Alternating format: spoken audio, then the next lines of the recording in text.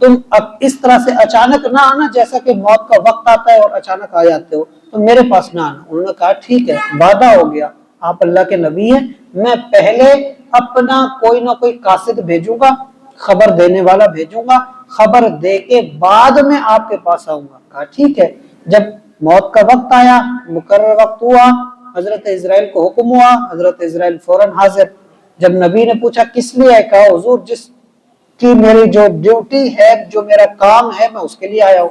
कहा कि मैंने कहा नहीं था कि भाई जब तक मुझे जो है ना पहले कासिद भेजना, कोई पैगाम भेजना, बाद में आना, तुम तो अचानक आ गए, तुमने तो वादा किया था। कहा हुजूर मैंने अपना वादा पूरा किया। कैसे? कहा मैंने एक नहीं कई कासिद भेजे आपके पास। कहा कि मेरे पास तो कोई कासिद। बोला कि आप पहचान सके या ना पहचान सके वो आपकी बात है, लेकिन मैंने कासिद भेजे थे। बोला कौन कौन से कासिद थे? कहा पहला कासिद तो ये समझ ले कि जो जनाजे उठते थे आपकी नजरों के सामने, आपने कितने जनाजे देखे, तो ये जनाजा आपकी नजरों के सामने उठना, क्या ये मेरा कासिद नहीं है कि आज वो जनाजे पर है, कल आपकी बारी है? ये मेरा कासिद है, ये मेरा पैगाम है कि मौत आने वाली है, मैंने रूह कब्ज करनी है। कहा दूसरी चीज ये भी है कि जवानी के अंदर इंसान मजबूत होता है, कुछ वक्त के बाद एकदम बुढ़ापा सा होता है, हड्डियों में कमजोरी आती है। तो कहा ये मेरा दूसरा कासिद है, ये भी मेरा पैगाम है कि भाई अब वो तवानाई नहीं रही, अब कमजोरी आ चुकी, अब बुढ़ापा आ चुका, तो अब मौत का वक्त भी करीब है। कहा सियाही होती है बालों के अंदर, एकदम फिर उम्र का वक्त आता है कि उसमें सफेदी शुरू हो जाती है, तो ये सफेदी आना ये मेरा पैगाम है। तो मैंने एक नहीं कई पैगाम भेजे, आपको नहीं पता चला। आज हम अगर देखें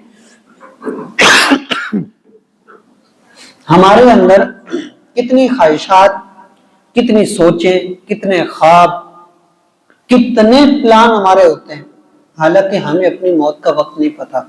हालांकि हमें अपना अगर देखें, कई लोग दाढ़ियां सफेद हो चुकी, कई लोग हड्डियां सफेद हो चुकी, कमजोर हो चुकी, कई लोग जनाजे देख चुके, कईयों को दफन कर चुके।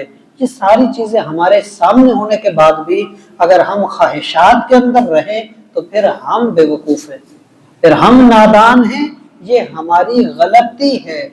और शैतान क्या करता है, वाला उमन्नी अन्नम, शैतान ने कहा मैं इन्हें ऐसा तमन्नाओं के अंदर, ख्वाहिशों, उम्मीदों के अंदर डालूंगा, ये अपनी मौत को भूल जाएंगे, ये तौबा को भूल जाएंगे, अल्लाह के रिजा पाने को भूल जाएंगे, और मौत इनके सर पे आ जाएगी और मैं इनकी आखिरत तबाह कर दूंगा। और है क्या, इनको जहन्नम में साथ लेके जाऊंगा। आज अगर हम देखें शैतान कामयाब हो चुका। इसके आगे शैतान ने क्या कहा, फरमाया वाला आमुरन्नहुम, और मैं इन्हें हुक्म दूंगा, इनके मकसद इनके जहनों में ये बातें भर दूंगा और इन्हें लगा दूंगा इस बात पे। किस बात पे? फरमाया फला युबत्तिकुन्ना आज़ानल अनआम, कि ये जानवरों के कान चीरेंगे। ये एक रस्म होती थी पहले, जमाने जाहिलियत में भी थी, कि जानवरों को वो तरह तरह के अपने बुतों के नाम पे सजाते, बनाते और उनको छोड़ देते थे और कहते थे कि ये हमारे फला बुतों के हैं, जिनके अंदर कई अंदाज होते थे। जैसे एक अंदाज था कि अगर कोई ऊंटनी 5 मरतबा बच्चा जन्म लेती तो फिर उस ऊंटनी को ये छोड़ देते थे, उसका दूध इस्तेमाल नहीं करते थे, उस पर वजन नहीं डालते थे, उसको छोड़ देते थे और कहते थे ये हमारे बुत की बन गई और अब हम इसे इस्तेमाल नहीं कर सकते। और ये समझते ये थे कि ये हमारे ऊपर हराम हो गई, और इनका नजरिया ये था कि ये इबादत है, ऐसा हमें बुतों ने हुक्म दिया, हमें खुदा ने हुक्म दिया, हालांकि ऐसा कोई हुक्म नहीं था। तो ऐसी चीजें जो शरीयत का हिस्सा नहीं है लेकिन ये डाली गई, ये शैतान का काम था कि कहा कि मैं इन्हें इस तरह से रस्मों के अंदर डाल दूंगा कि ये जायज को नाजायज, नाजायज को जायज, और ये मिक्स हो जाएगा, ये ऐसे समझेंगे।